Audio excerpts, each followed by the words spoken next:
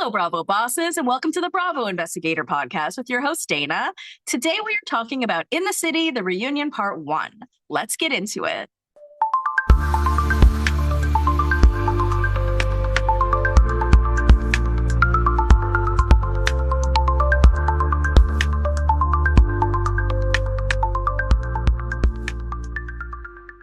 Happy Friday, everyone. I hope everyone is excited for the weekend and had an amazing week. I am excited for the weekend. I've been living for the weekends. And not that I haven't been enjoying work like I have. I'm really, really happy there.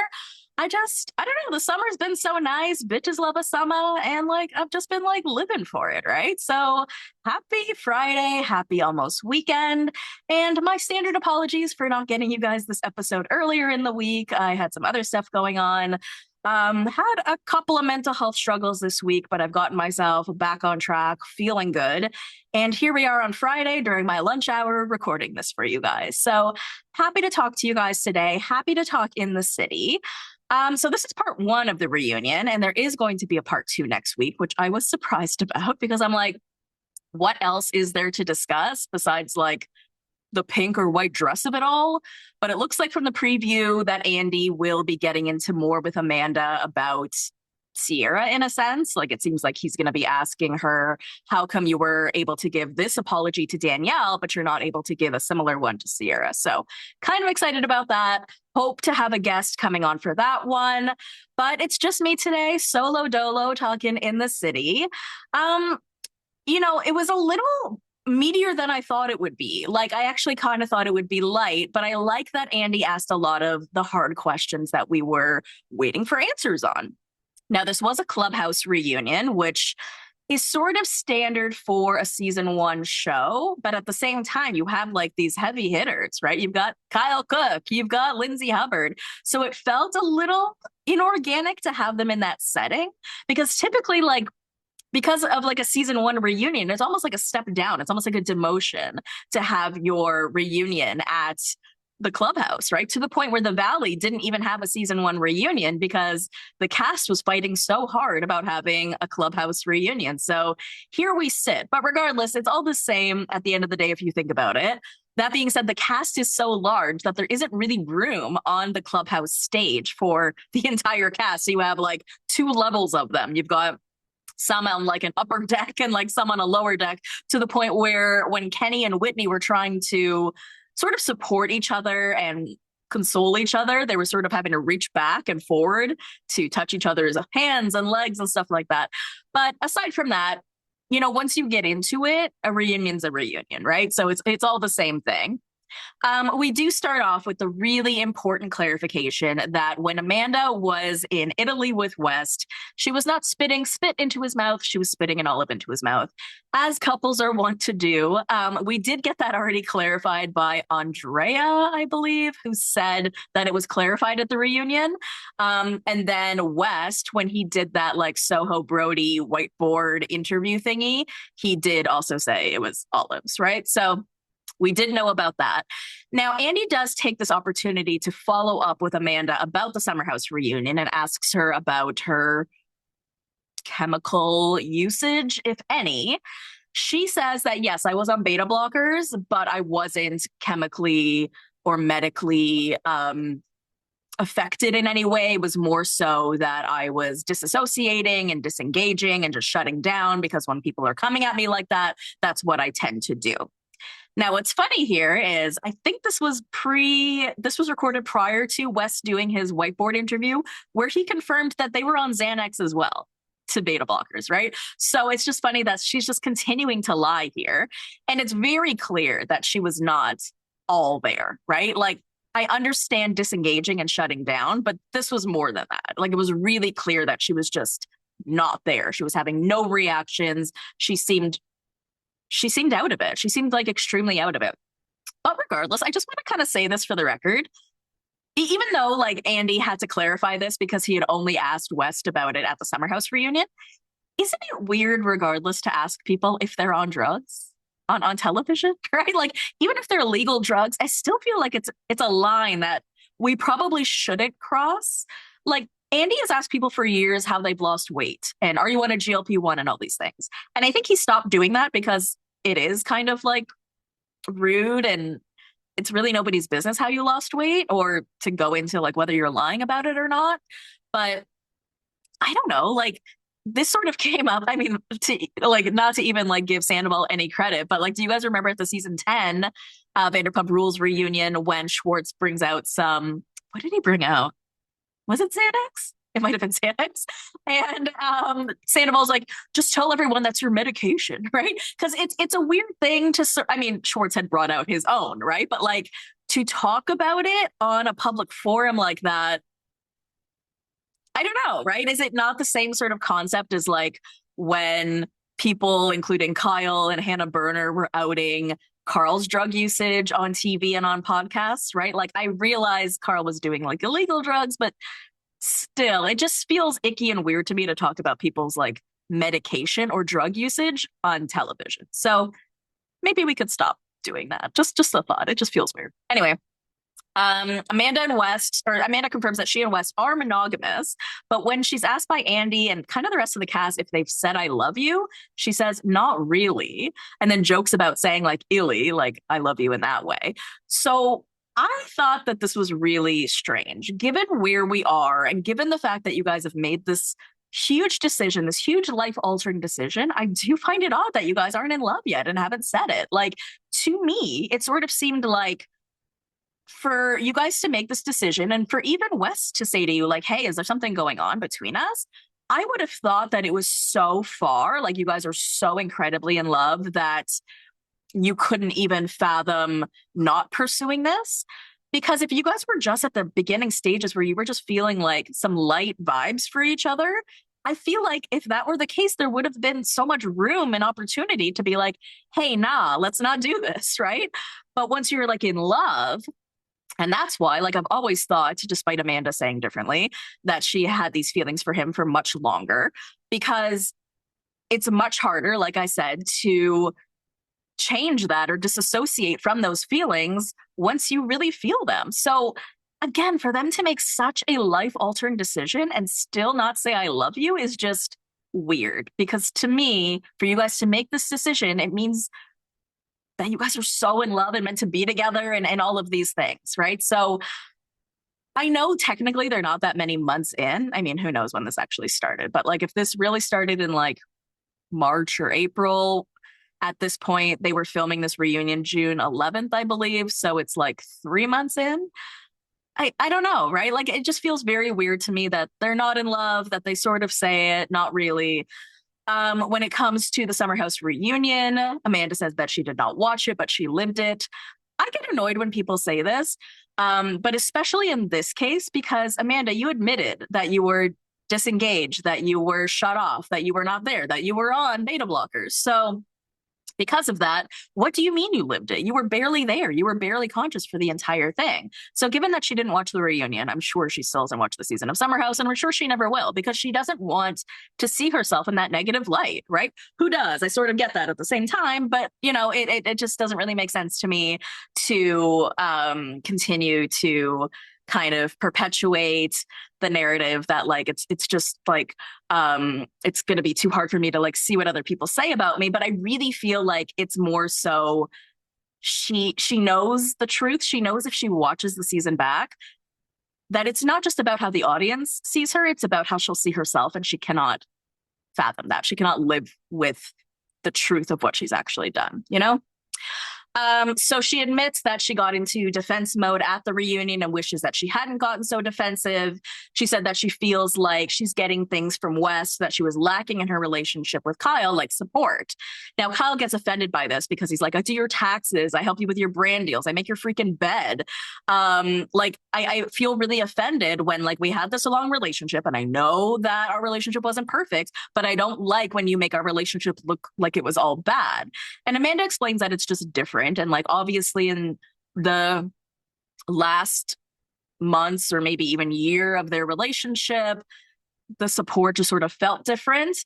And I get what she's saying, but like, in my opinion, but that's why I feel like you're not even living in a reality with West, because you're in the honeymoon stage with him. So of course it's different. Of course it feels good. And you came out of a bad relationship where things were bad, right? So like, it doesn't really make sense that like you you're not realizing the difference. You're not realizing like, oh, things are so good with West because my relationship with Kyle was ending so badly. Like, of course, when you start a new relationship, it's like all fun and games when you get out of a bad one, right? Like, and it seems like perfect and it seems like amazing because you were just in a bad one. But it doesn't necessarily mean that he's a good guy in comparison or that he's right for you in comparison.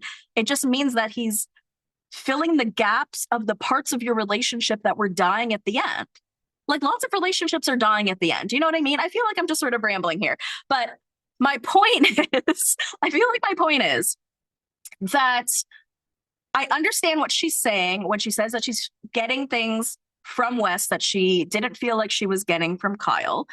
But, she keeps kind of saying that she's not feeling the same way that other people are seeing about West. Like Nick, for example, Yvonne's husband. I feel like I need to reference him as Yvonne's husband because we don't really see him talk much on the season. But he's like, I feel like the things you didn't like about Kyle, like the partying and all of this, are the things that you're getting from West as well, right? And she's saying like, no, I don't really feel like it's that way.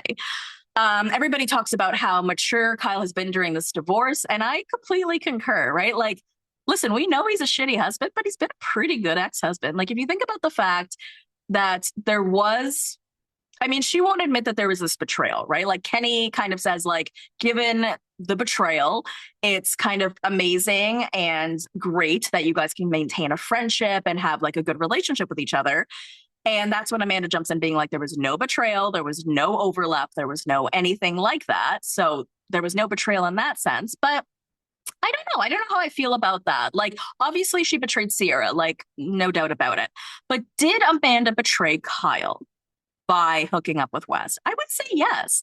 If that's your ex-husband's friend, I feel like in that sense, it's a betrayal. It's also a betrayal from Wes, and way more so because, like Kyle said in the episode, and how he's been saying, like, for a while now, he and West were close, right? They were bros. That was one of his best friends, he says. And you never see Amanda deny that. You never see Amanda say, like, no, you guys were not actually that close. You're just saying that now. You never see her say that. So I take that at its face value that it's true. So I do see it as a betrayal for Amanda to go for someone that was Kyle's best friend. I do see it that way in a sense, right?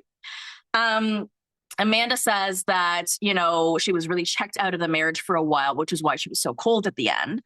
And I think it's interesting that she's actually had that insight because I feel like historically we've been hearing her say that she was trying until the very, very end. And she hates when people say, including Kyle, that she wasn't trying or that she wasn't into it because she was putting all of herself into it. And the rest of us were watching being like, when, right? Like, we don't see that. So it seems like she's at least been able to have a little bit of introspection into the fact that she realizes now that like she was so checked out, right? And sometimes you need time and perspective to be able to notice that and see that. Kyle brings up the Super Bowl thing again, which I think is really interesting because the point of him bringing this up is still about like whether there was overlap or not. He's like, our statement came out January 19th. The Super Bowl was February 8th, I believe. There's 2 weeks in between that. And that's when Brianna Chicken Fry said that you guys were an item or whatever. Amanda continues to shut that down, doesn't really have more information about it, but she kind of spins it to be like, okay, well, you hooked up with Sally like the night of the Summer House premiere party, which was like seconds after our divorce announcement. So like, it's not like Kyle was sitting in bed and crying about me, which is all well and good, Amanda, but that's not what he's saying. He's saying whether there was overlap or not. And the Super Bowl of it all really is that one sticking point that we don't have a true answer on. We really don't, right? Like, while it's not like we believe 90% of the stuff Wes and Amanda have said anyways, but it is the one thing that just doesn't add up, right? It's the one thing they haven't been able to explain away in some regard. Like, I think West, was it on the whiteboard thing? I think he said he may have said to Brianna Chicken Fry, like, I think Amanda's hot. And that's what he had said that day. But she said that, like, Brianna Chicken Fry said that, like, Wes told her that they were like a thing, that they were an item. So I guess we'll never know the truth about the dates or the crossover if there was any of that. But it seems like that's what Amanda just sort of wants to drill down, that like Kyle is still Kyle, which we get and we understand, but we're just trying, like, you can do whatever you want, as of the day of your separation, but it does sort of matter who you do it with. And while Kyle hooking up with Sally is within the Bravo sphere, it's not like it was Amanda's friend, right? It's not like he hooked up with Sierra, right? Like, so it is different. It just is. Amanda then seems like annoyed about like Lala saying on her podcast that Sally and Kyle hooked up, but she, even though it was sort of implied that that's who she was talking about, and I even remember that clip coming out at the time, and I was like, who is Lala even talking about when she says that like Kyle is so amazing in bed? Then we find out that Sally and Lala are having a sex podcast together, and it all makes sense. But Amanda's already trying to like get mad at Kyle to be like, well, how many women is Lala even talking about? Who is she talking about? And he's like, Sally. He's talking about Sally, right? Amanda jokes that Kyle has slept with like two girls where one is 10 years younger and one reads at like an adult reading level. And it's like, Amanda, like, I don't know. She's just trying to turn this whole thing around on like Kyle being a slut, right? Like she's continuing to try to perpetuate that narrative and trying to make it like it's this funny thing. But it's like 10 years younger than what, right? Like Kyle is 46. Even if he's dating someone 10 years younger than Amanda, which could be like someone like Ava Dash, yes, they are at an adult reading level. Like, what are you even saying, right? And to be quite honest, I think Kyle would really jive with someone better in their 20s than someone in their 30s or 40s because he's still in that party stage of life. He's always going to be in a party stage of life, but I feel like maturity wise, in terms of his day to day, I think he'd be better off with someone in their 20s, right? Like, I rarely say that, but it just sort of makes sense. Um, what else do we have? So Lindsay starts talking about the milkman, and apparently they're still hanging out, but it's like not a serious thing.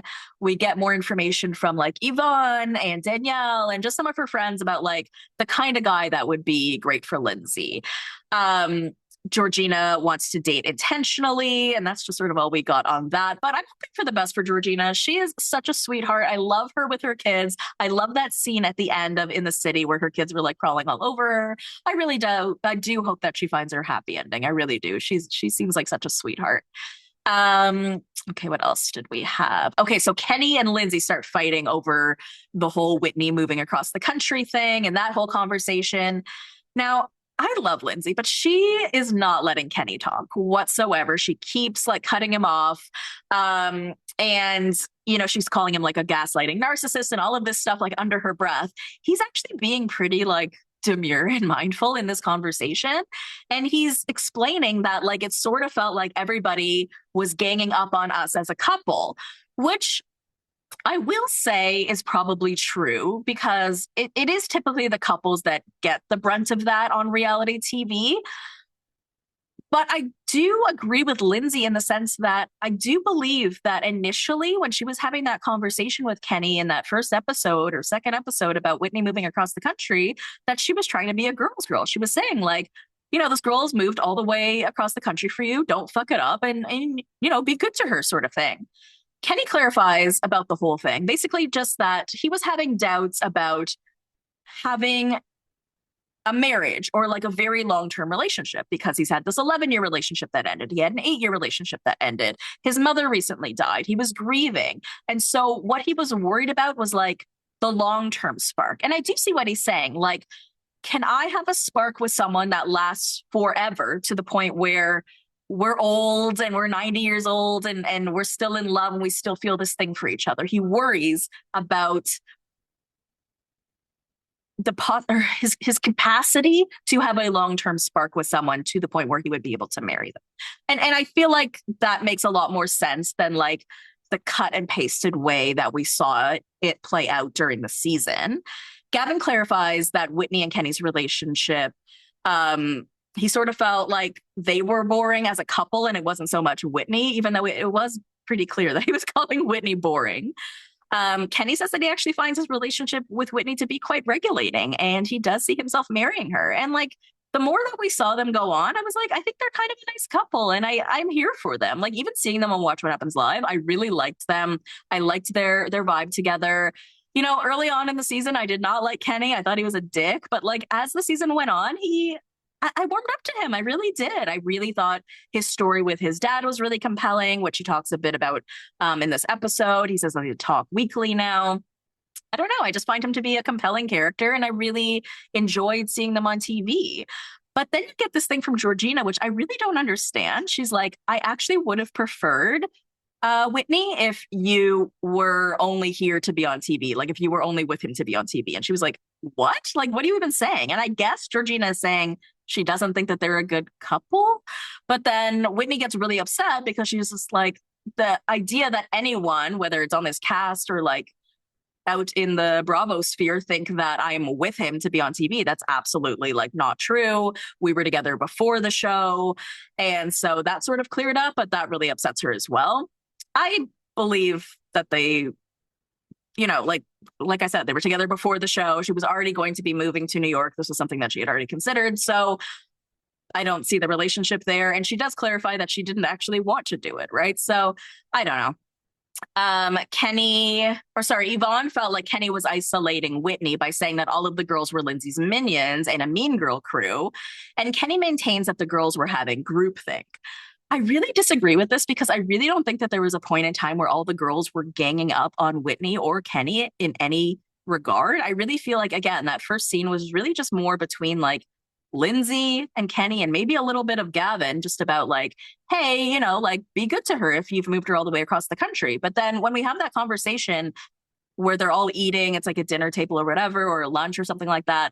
And that's when Kenny calls them all minions. Like nobody is chiming in, having groupthink here. Like nobody is saying a word, right? And I agree with what Yvonne is saying. And I feel like I mentioned that in a previous episode where I feel like Kenny was convincing Whitney that these girls weren't her friends and were being mean to her. And then she just sort of took that on and followed suit because I think the girls would have been more than happy to embrace Whitney. And I think he sort of just put her in this box like, no, no, no, these girls are Lindsay's minions and they're going to be mean to you. And I just really don't, I agree with Yvonne that I don't think that that was the case.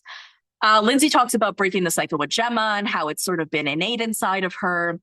I really love that because obviously her relationship with her mom is very different than the one that Kenny has with his dad. Because as she explains, like Kenny's dad and stepmom were looking for him. My mom knows where I am and she chooses not to reach out, right? So it's so cool that it was just sort of so innate within Lindsay to just kind of like flip that switch and be like, I love my daughter more than anything in the world. And I want to be around her all the time. And I want to give her everything. And I think that that's amazing and beautiful. And it just shows that she really was meant to be a mom. And while she may have had these horrible experiences with her own mother, I think they have influenced her parenting in such a beautiful way that if she had a different relationship with her mom, that she may not be experiencing with Gemma, right? So in a sense, I almost feel like everything happens for a reason. And maybe the relationships that Lindsay has had in her life, whether with men or her mom or whatever, have only strengthened her and made her the mom that she is today. Whitney tells Lindsay that she's sorry that she felt a type of way about Whitney's single mom comments, but it was more about trying to repair the relationship with Yvonne. Now, the thing I hate about Whitney is like, listen, I don't think she means any harm, but an apology doesn't say, I'm sorry you felt that way, or I'm sorry that it made you feel that way, right? Like saying single mom card is hands down not an okay thing to say. She does keep trying to flip it to make it about something else, which she was trying to do all season, right? Which I totally believe was her trying to backtrack the situation once she realized how bad what she said was. And that's why she's like, oh, it's about Yvonne, or it's about the rooms, or it's about how Lindsay is like the queen and everyone has to bow down to her and stuff.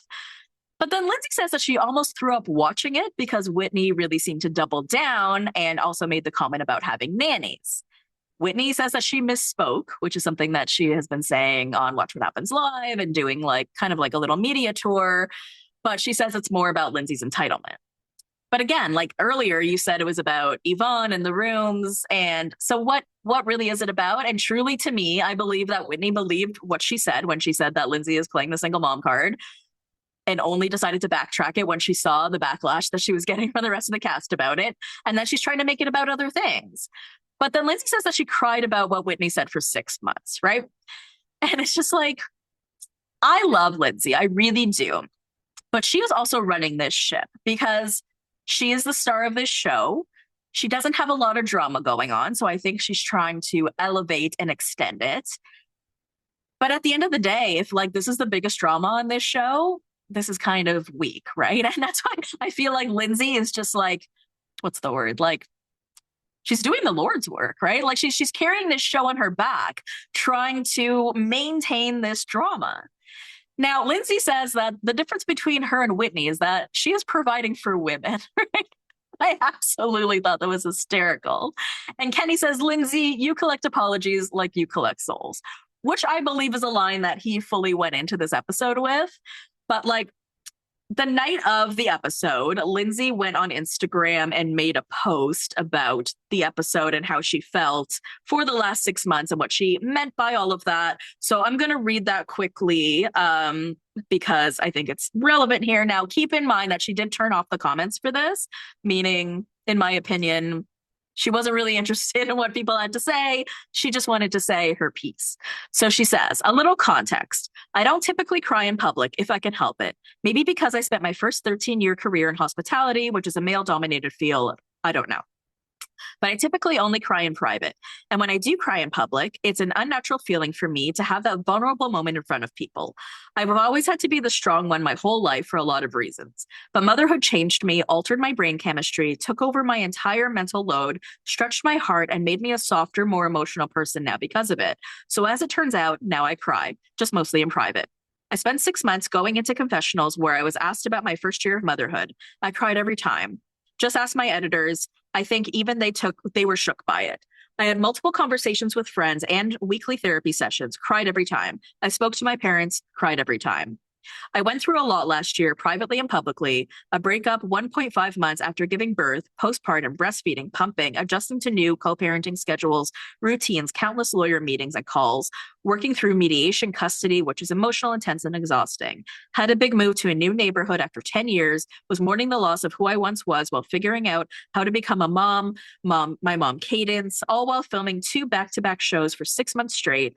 Anyone on TV knows how intense that truly is. A second full-time job with brand campaigns and commercials in between, casting all of my friends for 6 months on a new spinoff, working basically around the clock to provide for my child.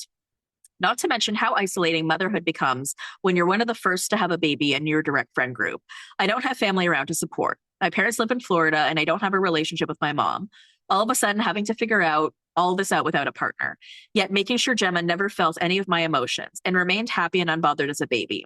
Anyone who knows me knows that I'm not just sitting around while my nanny is taking care of my child. I am a working mom. I am blessed to work from home so I can be with her as much as I can throughout the weekdays, but also being the sole provider of my household.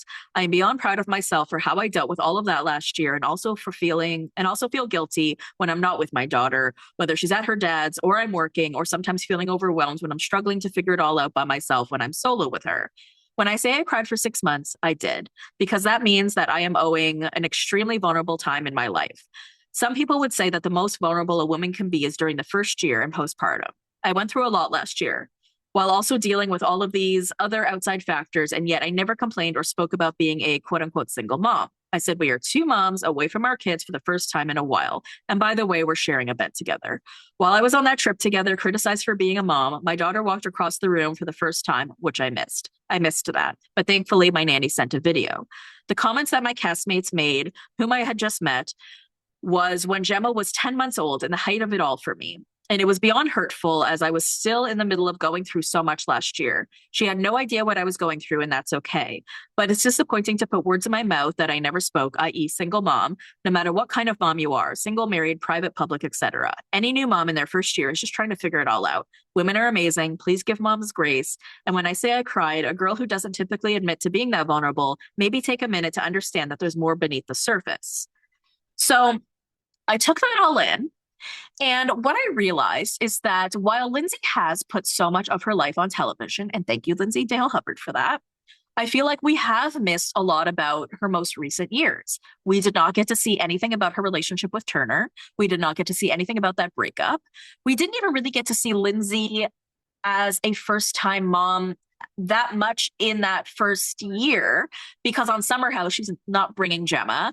She's just coming up on some weekends. And so she wasn't really involved in like the storyline. And because her kid isn't there, the storyline isn't her and her kid. You know what I mean? We're not seeing that day to day. We saw that a little bit more on In the City, but like that was much further on. So I think we need to be cognizant of the fact that we have missed so much of Lindsay's life and that she probably was going through a lot, and that typically on reality TV, we would have been privy to all of that. We would have seen it. Like, think about Kristen Doty, right? Like, we are seeing the ins, the outs, the struggles, every day to day, the postpartum, the relationship, all of it, right? If her and Luke do break up, that's probably all going to be captured on camera. So because we're literally seeing and feeling and experiencing how Kristen feels, I feel like we understand it a bit differently than we do with Lindsay, because we've sort of missed out on Lindsay's life for the past couple of years. So I kind of actually appreciate that she posted this. Initially, I was like, girl, come on, girl, what are you doing? But then when I read it, I was like, okay, this kind of makes sense to me, because I feel like we just weren't aware of the details of how much it was difficult for her. And even on In the City, because she's not really allowed to talk about Turner, and because she's not really allowed to talk about the legal stuff, like, we just don't know a ton about what was going on behind the scenes in her relationship and in her day-to-day life, right? She seems to have it all together. That's what you see when you look at someone online. They portray the perfect life, but you don't always know what's going on the back end, right? And I cannot even imagine having a baby with someone who you think is going to be your partner. Like, yes, this all ended up being super early and fast and all of these things, but she thought that this was the guy, and then he wasn't. And he dumps her postpartum, like, almost immediately. And then all of a sudden you're a single mom and you weren't planning to be. And it must be such a mind fuck. And we didn't get to see her go through any of that. Like, I can't imagine trying to go through that myself and, like, keep my head above water. So I think we got to give her some of the grace where she puts on this hard front, almost in a la la way, but deep down she is a softie, right? And she cries too. So that is the end of the episode for today, you guys. I hope that you enjoyed it. I will be back tomorrow to talk episodes 4 to 6 of Married at First Sight, because I am really, really enjoying that show. It is such a clusterfuck, and I couldn't be happier.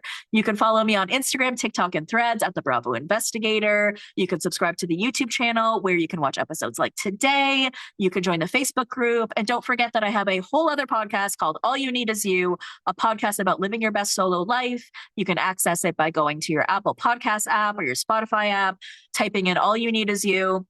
Follow the show there, listen to the show there. I have also linked it in the show notes. And I love you, BBs. I will see you next time.